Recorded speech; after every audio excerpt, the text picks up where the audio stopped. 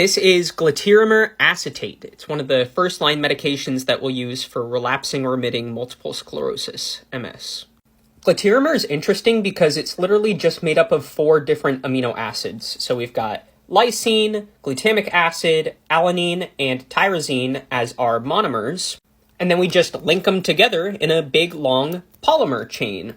Now, I wish treating MS was just as simple as eating a higher amount of those 4 amino acids, but it's not. Glatiramer is designed in a specific way because it is similar to the protein design that makes up myelin in the myelin sheath, which is that fatty protein layer that lines our nervous system and kind of insulates the nerves so that we can get faster electrical conduction so that we can release neurotransmitters and whatnot. And MS is an autoimmune disorder where our antibodies start to break down that myelin sheath.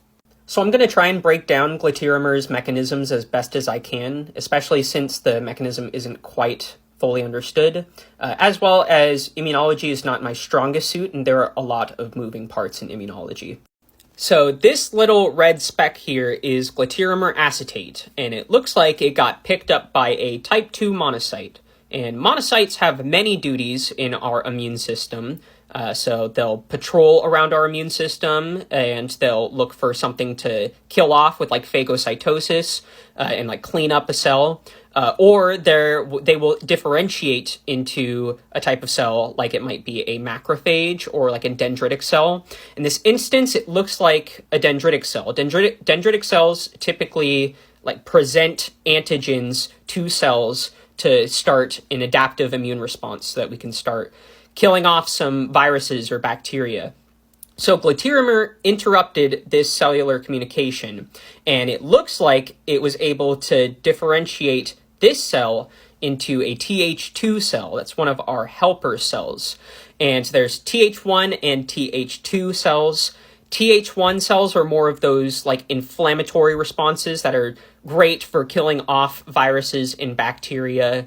But then Th2 cells are great for calming down the immune system and releasing certain anti-inflammatory factors. Like IL-4 is a good example of one of those factors. And so now we're in the central nervous system. We were in the periphery before. Now that we've gotten to the central nervous system where that myelin sheath is, it looks like it was being presented one of those myelin antigens that would have typically caused some sort of antibody response to produce a bunch of antibodies to start hurting that myelin sheath. But instead, since it was differentiated into this Th2 cell, we're able to get a bunch of those anti-inflammatory factors like that IL-4. So instead, we end up getting that calming down effect instead of a bunch of antibodies coming to hurt our myelin sheath.